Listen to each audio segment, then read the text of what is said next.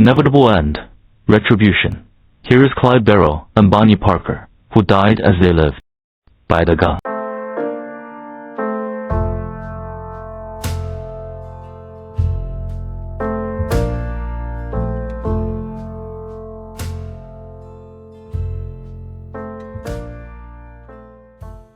You think you know my story.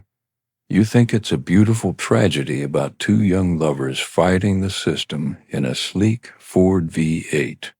You're wrong. It wasn't a movie.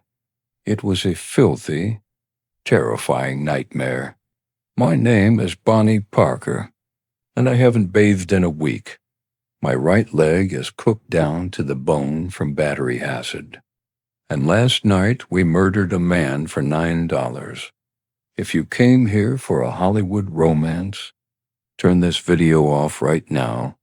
But if you want to know the terrifying truth of how we actually lived and how we died, stay in the car. Before I tell you what we became, you need to understand what I was.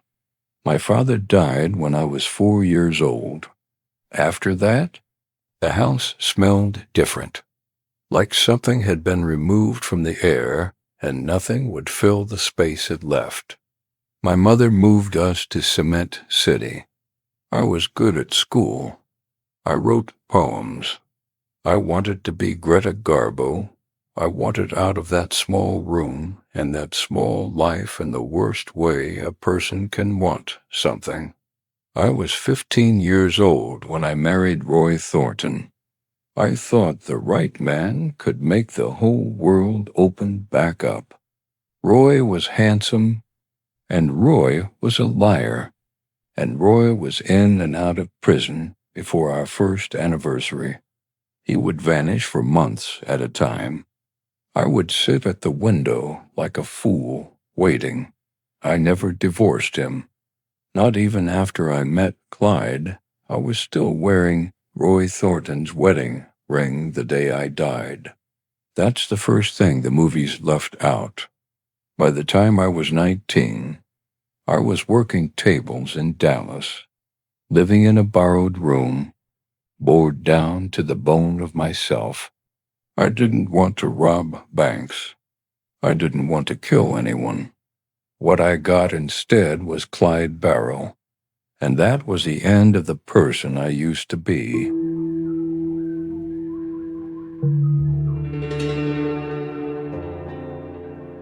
In January 1930, I was visiting a girlfriend who'd hurt her hand. Clyde Barrow came by to visit her too. He walked in the door, and he had these eyes, quick, alive, like he was always just about to smile about something only he could see. He was small. Clyde was always small. A waif of a young man, people said, but he moved through a room like he owned it. Like gravity worked differently around him. We talked the whole afternoon. He stole something from a kitchen drawer while we were talking. I saw him do it. A small thing. A pocket knife. Maybe, or a few coins. I don't even remember exactly. I remember that he did it so naturally, so completely, without guilt, that for a moment I wasn't even sure I'd seen it right. I told myself it was nothing. He had this way of making you feel like you were the only person in the world, like everything he'd been through. The poverty, the police, all of it had been leading him here. To you, to this exact moment. I didn't know yet that those eyes had already seen things no 20-year-old should see. I didn't know yet that the charm was the scar tissue, that every easy smile was built on top of something broken. I just knew that when I walked home that evening, something in me had shifted. Something I couldn't shift back. Here is what I did not know about Clyde Barrow in January of 1930. I did not know that he had been living with his family under a wagon like animals in the mud, on the banks of the Trinity River covered in filth. No floor, no roof. No running water. I did not know that by age 17 he had already committed armed robbery. I did not know that he was being watched by the Dallas police as a prime suspect in half the thefts in the county, and I did not know, I could not have known, what Eastham Prison Farm had already done to him, what it had broken open inside him, and what it had let in. That knowledge came later, and by the time it came, I was already in the car.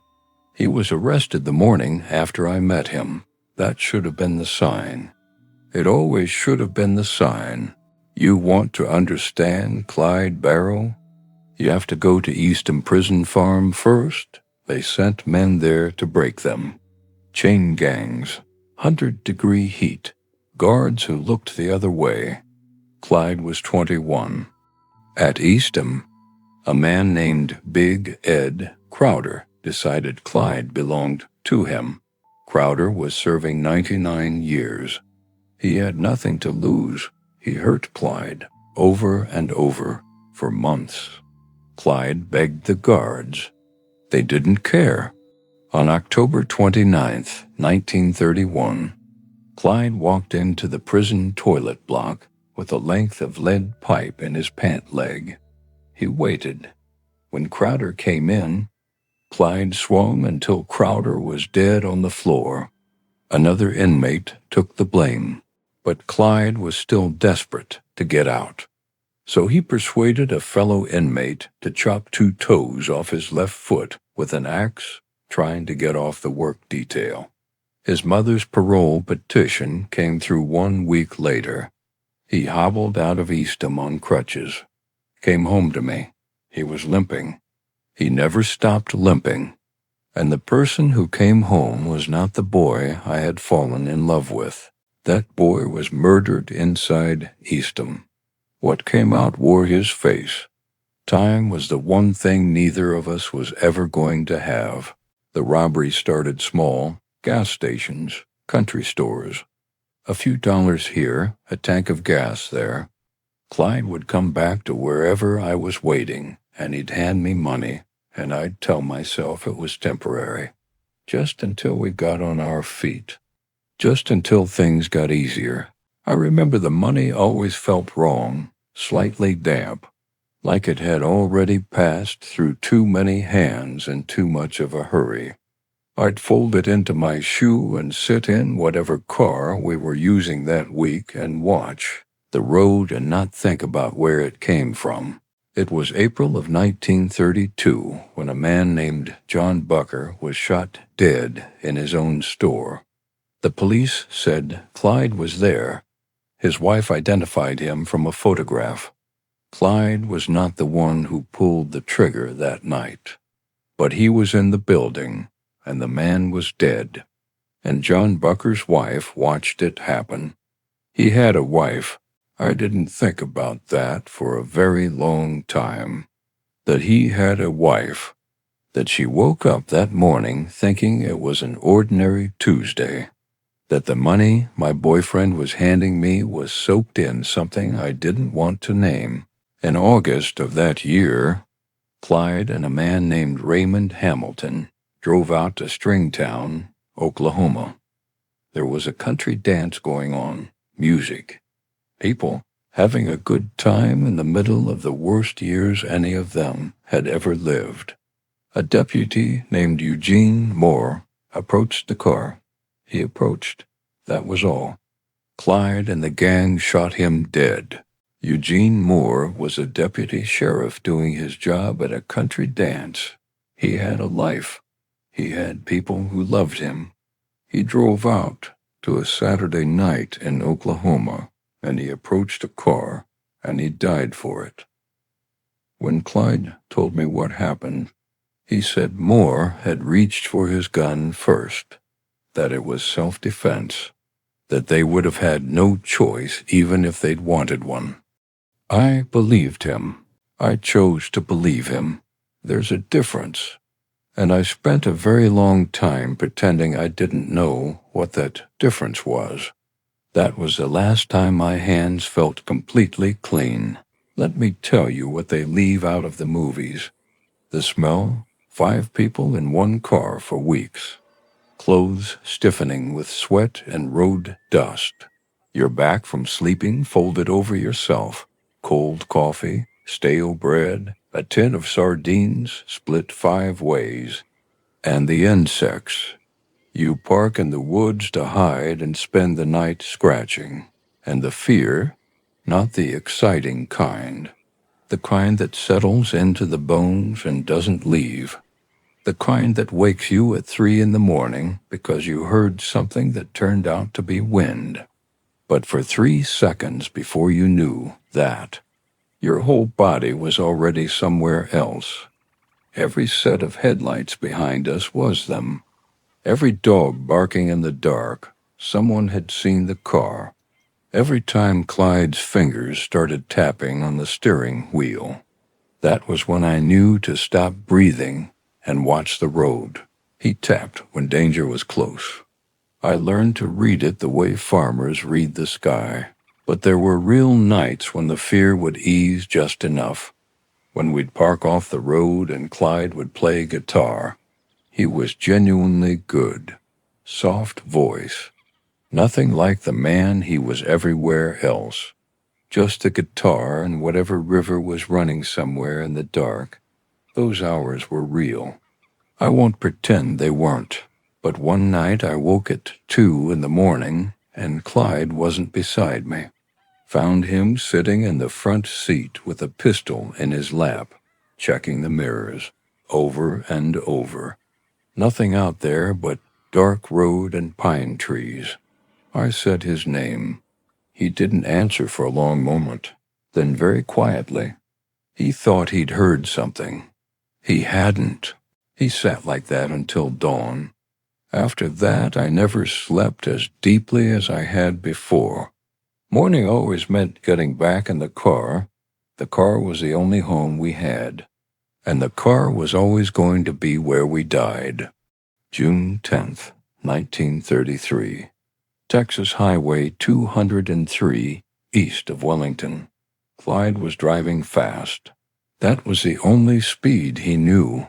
A construction crew had taken out a bridge over a ravine. They hadn't put up proper warning signs. One moment there was road. The next moment there was nothing. The car went through a wooden barricade. Then it was in the air. Then it wasn't. I was thrown, pinned under the car. The car had flipped. And when a car flips and pins you to the ground, the battery breaks open. Battery acid began to run down onto my leg. Not fire. Not a clean thing. Acid, eating. Slowly. The skin on my right leg, from the thigh to the ankle, was gone by the time they pulled me free. In places you could see the bone. I am telling you that plainly so you understand what it means. The bone. You could see it. 2 farmers came and helped lift the car. They put baking soda on the burns. They offered to call a doctor. Clyde refused. We handcuffed the sheriff who came to check on us. Handcuffed him to a fence and drove away. Because we could not stop. Because stopping meant prison. Because for Clyde, prison was worse than anything. Worse than watching me burn. Worse than watching me beg him not to drive so fast through a black Texas night with no warning signs on a broken bridge. He carried me to the car. He held me in the back seat the whole drive. He kept saying I was going to be fine. He was crying, and I believed him again. For weeks after that, wherever we stopped, there were flies. I could smell myself. I could smell the acid and the rot and the medicine we had stolen from a doctor's car in Oklahoma. I could smell what was happening to my body. And Clyde never once flinched. He changed the dressings.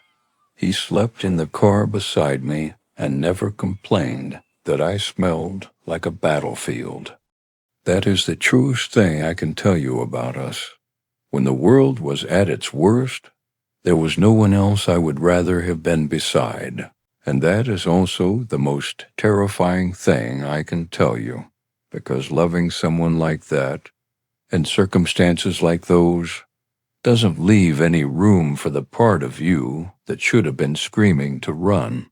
April 1933, Joplin, Missouri. We had Buck and Blanche with us by then. 5 people in a garage apartment, playing cards, drinking, chain smoking. Clyde and Buck thought they could disappear into the neighborhood. Just people. Just ordinary people. We were too loud. That's why Bonnie and Clyde were discovered in Joplin, Missouri. The police thought we were bootleggers. They came with small guns. They were not prepared for what we had. When the shooting started, 2 officers were killed, Detective Harry McGinnis and Constable J.W. Harriman. They had families. They had wives and children and morning routines and things they meant to do on the weekend. They drove up to what they thought was a liquor dispute, and they walked into automatic rifle fire. We drove away. I remember the smell of gunpowder in the car for hours afterward. It doesn't go away quickly. You breathe it in, and it sits at the back of your throat like something burned. We drove with the windows down, and it still didn't leave. Nobody spoke. Not for a very long time. And we left behind something we didn't know we'd left. A camera, my camera, with rolls of undeveloped film inside. The police developed those photographs. They found me pointing a shotgun at Clyde's belly. They found me smoking a cigar I had picked up as a joke, leaning against the car, laughing. I didn't smoke cigars. It was a prop. It was a nothing moment between 2 people killing time. But the newspapers saw a gun mall. They saw a woman who had chosen the outlaw life, who posed for photographs with weapons, who looked directly into the camera and dared the world to come for her. They printed those photographs in papers from coast to coast, and overnight, the nightmare we were actually living became the adventure that everyone wanted to read about. The myth ate the truth, and the myth walked around wearing my face. That was the last moment anything about our story belonged to us. There is a smell that a car has after someone has been shot inside it. I won't describe it, but once you've smelled it, you know it forever. And we drove in that car afterward. For hours, sometimes, with that in the air. We killed people, not banks, not the system, people. John Bucker, the jeweler, shot while his wife watched. Malcolm Davis, a deputy, shot at what he thought was a routine call. 2 patrolmen on Easter Sunday, 1 engaged to be married. I'm going to stop listing names. When you say someone's name out loud, they become real again. And I spent a long time not letting them be real. That was how we kept moving. You don't let them be real. You watch the road and you smoke a cigarette and the ash falls on your knee and you brush it off. That was that. I remember one afternoon in Arkansas as we found a crate of peaches by the road. Nobody around. We ate every one standing in the sun like ordinary people. Peach juice running down our wrists. Clyde made this low, stupid, happy sound because the peach was good, and he was hungry. I laughed. 4 minutes later, we were back in the car with a dead man's name on the radio. It was Dread, and then Peaches, and then Dread again. And you never knew which was coming next. We were not even good at it. Most jobs brought in less than $100. We once escaped a posse by riding mules through the rain. No saddles. Bonnie Parker, gun moll of newspaper legend, soaking wet on a borrowed mule at 3 in the morning. We had a pharmacist in Dallas. He filled our prescriptions. We visited more than once. We never robbed him. Neither of us knew exactly why. I don't know what that means about us. We had a line. It was invisible and random, and it offered no comfort to the people on the wrong side of it. By the end, I could not always feel what a normal person should feel when someone died. That part had been filed down. By road miles, by not looking back. That is what a year and a half on the run does. It doesn't turn you into a monster. It turns you into nothing, and nothing is harder to come back from than a monster. I used to write poems about love. By the end, I was writing about dying, and I had stopped noticing the difference. January 1934. I want to tell you what the night of the Eastham raid felt like from inside the car. Cold. January cold in Texas has a particular quality. Not the deep cold of the North, but a damp cold that gets through everything. Through the windows, through the jacket, into the joints. I sat in the driver's seat with the engine off, and I listened to the dark. In the distance, I could hear gunshots, not the fast, continuous thunder of a big gunfight, just shots, spaced out, official sounding. Each one meaning something specific was happening out there in the dark that I couldn't see and couldn't stop. Clyde had planned this for 2 years. Eastham Prison Farm, the place that had broken him, the place where Ed Crowder had hurt him, and the guards had let it happen. And the state of Texas had decided a boy's suffering was not worth their attention. He had waited 2 years for the chance to walk back through those gates on his own terms. And he did it. He broke men out. He stood in a Texas prison field before dawn with a gun in his hands, and he settled something that had been living inside him since 1931. One guard was killed, a man named Major Krausen, and that changed everything. Before Eastham, we were wanted criminals. After Eastham, we were something the authorities could not tolerate existing. Texas Governor Miriam Ferguson gave one order: find them and end it. The man they sent was Frank Hammer, retired Texas Ranger. In his career, he had shot and killed 53 people. He had been shot himself 17 times and had never lost a manhunt. He was not given instructions to arrest us.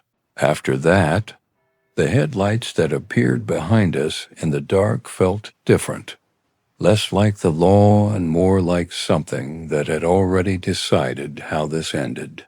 Clyde drove faster, tapped his fingers harder on the wheel, and I watched the road ahead and said nothing because there was nothing left to say. We had been running from something. Now something was running toward us. April 1st, 1934, Easter Sunday.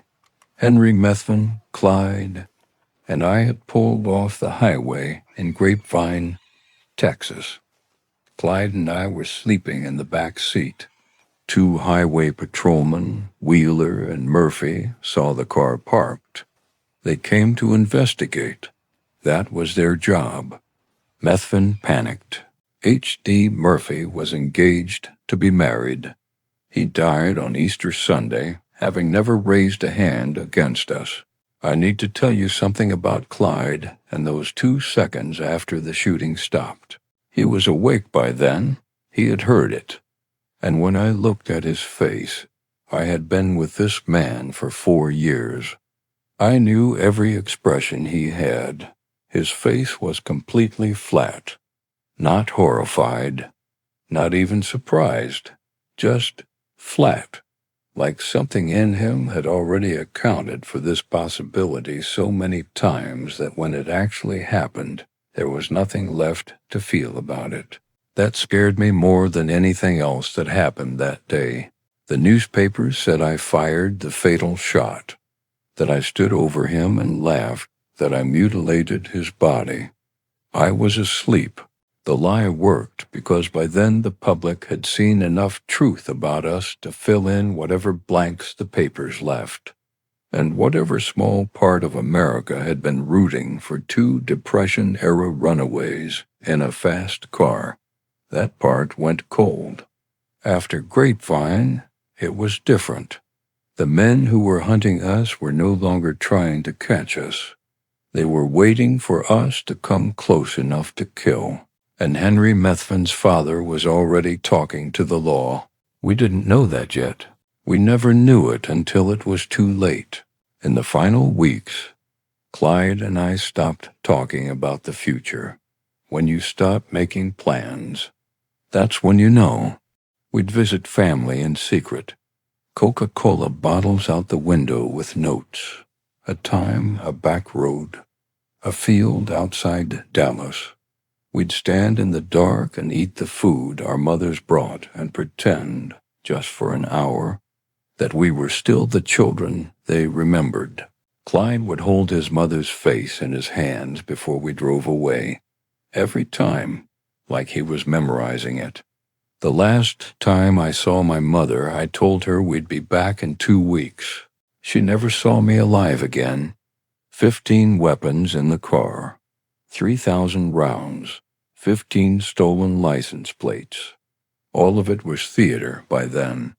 You can't shoot your way out of what was already decided. I was 23 years old. My leg had never healed right. The flies still found me when we stopped in the heat. Clyde's fingers tapped the wheel constantly. Every road, every turn. He slept with a pistol in his hand. Not under the pillow. In his hand, I would watch him and think, this is the person I chose. This is the life I chose. I didn't leave.